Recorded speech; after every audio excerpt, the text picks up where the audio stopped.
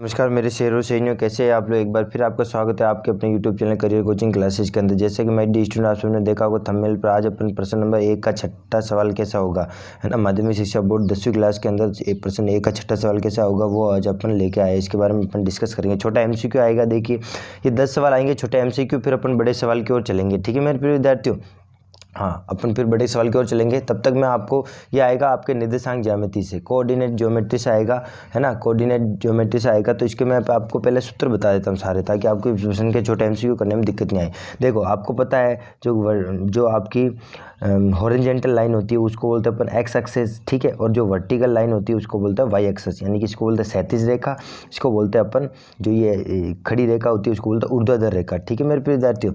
तो इसमें क्या कि अब जैसे अपन ने ऐसे 4 सेक्शन बांट दिए इसके, प्रथम, दूसरा, तीसरा और चौथा, यानी कि प्रथम चतुर्थांश, द्वितीय चतुर्थांश, तृतीय चतुर्थांश और चतुर्थ चतुर्थांश, यानी कि 4 प्रकार के चतुर्थांश में अपन ने बांट लिया। ठीक है मेरे विद्यार्थियों।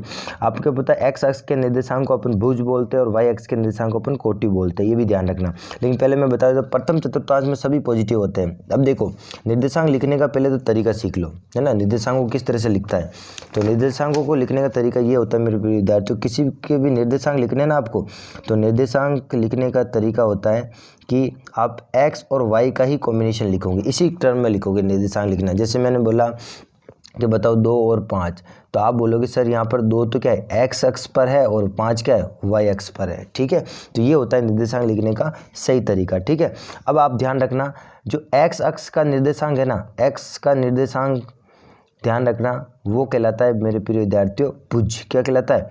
भुज। और जो y का निर्देशांक है ना, वो कहलाता है कोटि। क्या कहलाता है? कोटि। ठीक है, यानी कि अब मैं बात करूँ इस वाले पद में, तो बताओ भुज कौन सा है, तो आप बोलोगे सर भुज है 2 और कोटि है 5। ठीक है मेरे विद्यार्थियों, तो ध्यान रखना, बहुत इंपॉर्टेंट क्वेश्चन आते हैं यहाँ से। छोटा MCQ आपका कुछ भी आ सकता है। ठीक है मेरे विद्यार्थियों, तो ध्यान रखना है। ठीक है, तो मैं आपको पहले ये डिस्कस कर लेता हूँ। ठीक है, तो और ये जहाँ ये दोनों रेखाएं काटते हैं उसको बोलते हैं मूल बिंदु, जिसका निर्देशांक होता है एक्स, जिसका निर्देशांक होता है एक्स पर 0 और वाई पर 0, 0, 0 निर्देशांक होते हैं। ठीक है मेरे विद्यार्थियों। फिर दो बिंदुओं के बीच की दूरी, आपके सूत्र पूछ सकता है, बड़ा सवाल नहीं आएगा, सूत्र पूछा जा सकता है। ये आएगा 2 या 3 नंबर में आएगा ऐसा क्वेश्चन, तो आपसे केवल और केवल सूत्र पूछा जा सकता है दो बिंदुओं के बीच की दूरी की। छोटा MCQ आएगा 1 नंबर का, तो क्या होता है दो बिंदुओं के बीच की दूरी x1 y1 x2 y2, तो ये होता है AB बराबर √x1 x2 माइनस x1 का whole square plus y2 minus y1 का होल स्क्वायर। अब अपन चलते हैं, मैं जो आपके लिए प्रश्न लेके आया हूँ आप उनकी प्रिपरेशन कर लीजिए ढंग से, आपका काम हो जाएगा। ठीक है मेरे विद्यार्थियों, आपका 100% आप रिजल्ट रहेगा आपका। ठीक है मेरे विद्यार्थियों, तो अपन शुरू करते हैं। पहला क्वेश्चन, निर्देशांक ज्यामिति में क्षैतिज रेखा क्या कहलाती है? बताओ, हॉरिजॉन्टल लाइन जो भी बताई थी मैंने, है ना, ये वाली एक्सिस क्या कहलाती है? लेटी हुई ये वाली एक्सिस क्या कहलाती है? क्षैतिज रेखा बोलते हैं इसको। ठीक है, उसको बोलते हैं अपन एक्स एक्सिस। क्या बोलते हैं मेरे विद्यार्थियों? X axis. तो इसका राइट आंसर हो जाएगा एक्स एक्सिस। ठीक है ना, आपको पता है ना, ये क्षैतिज रेखा, इसको क्या बोलेंगे? क्षैतिज। ठीक है, और इसको जो काटते हैं ना ऐसी, ये कहलाती है ऊर्ध्वाधर रेखा। क्या कहलाती है? ऊर्ध्वाधर रेखा। ठीक है मेरे विद्यार्थियों, खड़ी लाइन जिसको बोलते हैं अपन। दूसरा, एक्स अक्ष और वाई अक्ष एक दूसरे को एक बिंदु पर काटती है, आपको पता ही काटती है, तो उसको क्या कहते हैं? कोटि, भुज, मूल बिंदु या एक्स एक्स वाई एक्सिस, उसको अपन मूल बिंदु कहते हैं। बताओ, ये दोनों एक्स एक्सिस और वाई एक्सिस, इसको बोलते हैं एक्स एक्सिस, ये वाई एक्सिस, कहाँ काटेगी? इस वाले बिंदु को, और इस वाले बिंदु को अपन क्या बोलते हैं? मूल बिंदु। क्या बोलते हैं मेरे प्रिय विद्यार्थियों? मूल बिंदु कहते हैं। इसके निर्देशांक पूछेगा ना आपके, मूल बिंदु के निर्देशांक, तो ध्यान रखना मूल बिंदु के निर्देशांक क्या होते हैं? एक्स पर भी 0 और वाई पर भी 0, ध्यान रखना। ठीक है मेरे प्रिय विद्यार्थियों, यानी भुज भी 0 और कोटि भी 0। एक्स अक्ष पर किसी बिंदु की कोटि होती है। अब मैंने बताया था आपको कि निर्देशांक कैसे लिखते हैं अपन, निर्देशांक लिखते हैं मेरे प्रिय विद्यार्थियों, जैसे मान लो 3 और 5 है, तो यहाँ पर ये एक्स अक्ष है और ये वाई अक्ष पर स्थित है, यानी कि इसका मतलब ये हो गया आपका भुज और ये हो गया आपकी कोटि। अब ये कह रहा है एक्स अक्ष पर किसी बिंदु की कोटि, तो एक्स अक्ष पर किसी, अब आपको पता है, मैं आपको एक चीज़ बता देता हूँ, एक्स अक्ष पर स्थित किसी बिंदु, जब भी ये पूछे ना एक्स अक्ष पर स्थित किसी बिंदु, तो आपको ध्यान रख देना है कि जिस अक्ष पर वो पूछता है।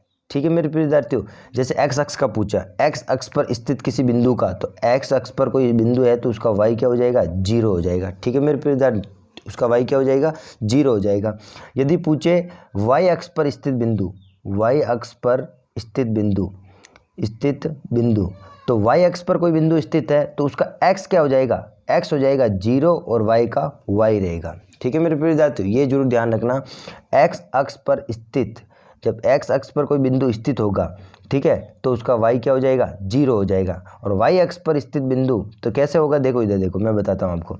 जब अपन ऊपर देखो x अक्ष पर कोई बिंदु स्थित है, इसका मतलब यहाँ तो मान होगा, इधर प्लस में होता है इधर माइनस में होता है, तो यहाँ कुछ ना कुछ तो मान होगा। लेकिन y कब बढ़ेगा, जब ऊपर नीचे जाएंगे तो उस स्थिति में क्या हो जाएगा, 0 हो जाएगा। और जब बिंदु y पर स्थित होता है इस रेखा पर, तो x में यानी इधर बढ़ेगा तो x का मान बढ़ेगा, लेकिन यहाँ तो यही बढ़ रहा है तो ये x तो 0 हो जाएगा और y पर कुछ ना मान आएगा। ठीक है मेरे प्रिय विद्यार्थियों, तो ये आपको जरूर ध्यान है। अब यहाँ पर पता है x अक्ष पर किसी बिंदु की कोटि क्या होती है, कोटि का मतलब पता है आपको, ये वाला है ना, इसका मतलब ये तो होगा भुज और ये होगा कोटि। कोटि कितनी होती है, 0। कितनी होती है मेरे प्रिय विद्यार्थियों, 0 होती है ना, ध्यान रखना। Okay, option number A right होगा। इसका मतलब ये भुज होती है, कोटि होती है, आपको पता ही है। ठीक है, इसी प्रकार इसमें ये भुज होती है और ये कोटि होती है। अगर इसमें पूछता कि y अक्ष पर स्थित बिंदु की कोटि क्या होगी, तो y अक्ष पर स्थित बिंदु की कोटि तो मतलब y नहीं होगी, एनी नंबर। क्या लिखता है आप, एनी नंबर, कोई भी, है ना, कोई भी हो सकती है। y का मान कुछ भी तो आ सकता है, 1 0 2 3 5 6, ठीक है, कोई भी आ सकता है। लेकिन अगर पूछे y अक्ष पर स्थित कोटि क्या होगी तो 0, कोई नहीं, भुज क्या होगा तो 0 होगा। लेकिन x अक्ष पर कोटि पूछे तो 0 होगा। लेकिन इस यहाँ पर अगर पूछे x अक्ष पर भुज क्या होगा तो एनी नंबर, y अक्ष पर कोटि क्या होगी, एनी नंबर, ध्यान रखना। ठीक है, कह रहा है बिंदु -4 और 0 और 7 और 0 स्थित। अब यहाँ पर बताओ, यहाँ पर कह रहा है -4 और 0, ठीक है मेरे प्रिय विद्यार्थियों, और 7 और 0। बताओ ये क्या होती है, भुज, और ये होती है कोटि। ये होती है भुज और ये होती है कोटि। ठीक है, अब कोटि इसका मतलब 0 है, कोटि क्या है, 0 है। जब कोटि 0 होती है तो बिंदु कहाँ स्थित होता है, x अक्ष पर। कहाँ स्थित होता है, x, क्योंकि कोटि दोनों में क्या है, 0 है। ठीक है, तो x अक्ष पर ही स्थित होगा बिंदु, है ना। इसका मतलब x का मान कुछ भी दे रखा है यहाँ पर, तो यहाँ पर अपन कह सकते हैं कि ये बिंदु कहाँ स्थित है, बिंदु स्थित है मेरे प्रिय विद्यार्थियों x अक्ष पर। कहाँ स्थित है, x अक्ष पर स्थित है। ठीक है मेरे प्रिय विद्यार्थियों, ध्यान रखना। ओके, हाँ, अब अपन चलते हैं नेक्स्ट क्वेश्चन की ओर। यही क्वेश्चन की तैयारी करके जाना आप, ठीक है। इन्हीं में से ऐसे ही सवाल आपको देखने को मिलेंगे बोर्ड में, है ना। एग्जैक्ट बिंदु -4 और 3 और -7 और 5 स्थित है। तो ये देखो, अब मेरी बात सुनिए, ये आपको मैंने बताया था, ये प्रथम चतुर्थांश, ये द्वितीय चतुर्थांश, या तीसरा चतुर्थांश और ये चौथा चतुर्थांश। यहाँ होता है बेटा प्लस प्लस, यहाँ होता है आपका क्या होता है, यहाँ होता है माइनस प्लस। ठीक है, ध्यान रखना। और यहाँ होता है माइनस माइनस, यहाँ होता है प्लस माइनस। ठीक है, ध्यान रखना।